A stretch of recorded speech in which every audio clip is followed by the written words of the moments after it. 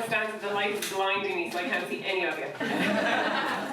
So, I'm Tara, and like many of you probably, I have had many job titles over the years, yeah? I've been a researcher. I'm an environmental scientist. I have been a policy advisor.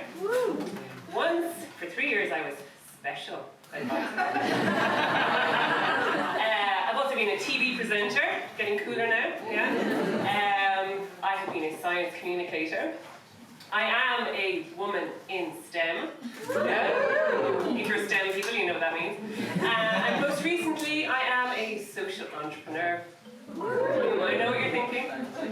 Pretentious wagon. Anyway, above all else, I am a complete failure. Why am I a failure? I'm a failure because I have been working on the same project for over 20 years and I have not succeeded. In fact, in all the time that I've been working on this problem, it has got worse. It hasn't even leveled up, it's got worse. So, I work on climate change. I have busted gut working on climate change for over 20 years. And in that time, emissions have gone up, sea levels have risen, the world is 1 degree warmer, loads of people have lost their lives and their livelihoods to floods and hurricanes, and I'm a failure. My kids even understand this. They're like, Mum, haven't you fixed it yet? So you can imagine after, in the lead up to the Paris Agreement, and I was spending, weeks and weeks away from home, and off I went to Paris, and we came home, and it had been on the news even, what we had been doing as climate people. And I came home, and the kids were delighted, and they're like, yeah, Mum, is it done now? Can you stay home with us and be a stay-at-home mum and make cake? And I was like, well, you see, we've now got the framework agreement, but we have to figure out now how to implement it at a national level, and really there's a lot more work to do. They're like, oh, Mum. And so off I went, and I went back and I worked on climate justice, and we got to the end of 2018, and we closed the Mary Robinson Foundation Climate Justice 2 years ahead of time. We had done so well, we achieved our objectives 2 years ahead of time. The kids said, that is brilliant, Mum. Even the board of the foundation said you guys were great. Are you done now? And I was like, yeah, but you see, the problem now is that Ireland isn't doing enough. We're not leading, we're laggards. Even the Taoiseach says it. We have to do stuff now around getting Ireland up to speed, so there's just more to be done. And it's like, what does it take to get a stay-at-home mum that makes you cake these days?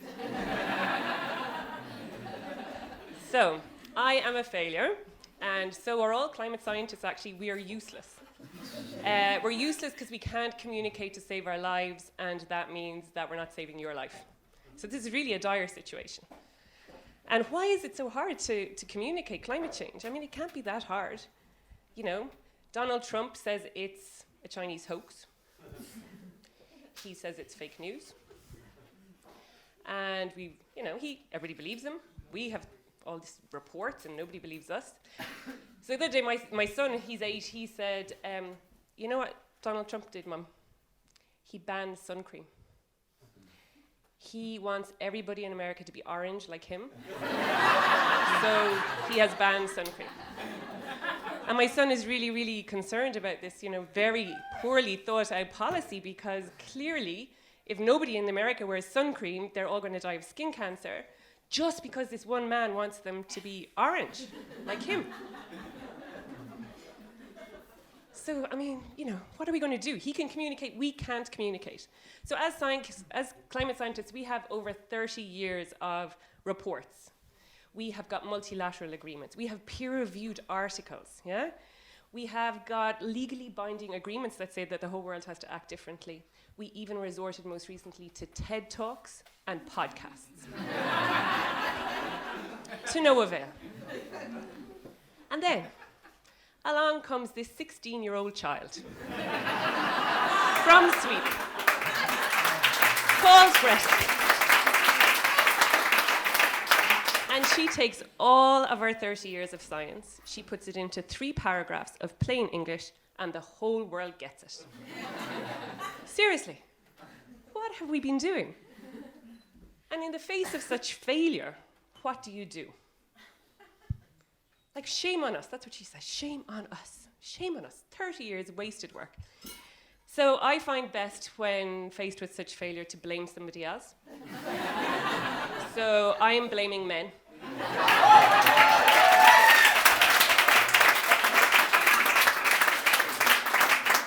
Because, you know, after all, it is this patriarchal, capitalist society, powered by greed for money and power, fueled by fossil fuels that are polluting our atmosphere, that got us in this mess.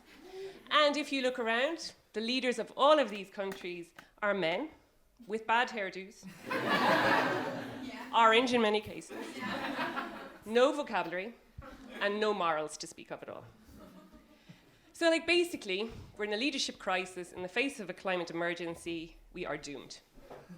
We are doomed. And so most often when I tell people what I work on, hi, I'm Tara, I work on climate change, they're like, oh my God, are you not depressed? Do you have any hope? You know, what are you going to do? Nothing we do matters, you know. Why would I deprive myself of a burger and a flight to Ibiza when everybody else is doing it? And then there's the Chinese. So they're just building coal plants all the time, and sure, what we do doesn't matter a damn. Why would you bother? And I'm like, yeah, but you see, I am kind of a hopeful, optimistic person, and I do believe that all our actions matter, and that's why I make my children walk to school every day, even though they don't want to. And, you know, it's why, even though I know it's hard to be green, you know, I keep at it. And in that hard to be green thing, you know, recently I was on a train to Dublin with Madeleine Murray and myself. So we are the two owners of this very cool social enterprise called Change by Degrees. And we were on the train to Dublin for some very important meetings. And we had a bit of a dilemma, because here we had two women gung-ho for sustainability and a plastic-free future, and we had both forgotten our keep cups. We were now on the train, a long day in Dublin ahead, and the thought of no coffee. I cannot live without coffee. I need 5 cups to get kind of going in the morning. So the moral dilemma was no coffee, or go for it, a coffee out of a single-use disposable plastic cup, and risk being seen. Risk being photographed. Risk having all our morals cast aside. But you know what? We had that coffee anyway.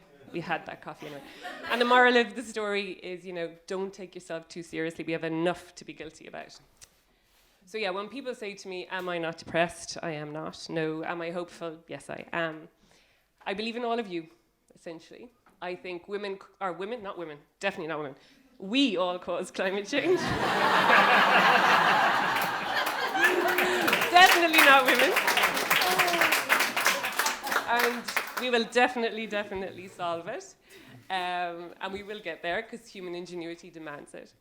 And in the words of Christiana Figueres, who is the woman who got 175 countries to agree the Paris Agreement, and most of those 175 countries were led by men, and she got them to agree nonetheless. Like her, I am a stubborn optimist. Thank you.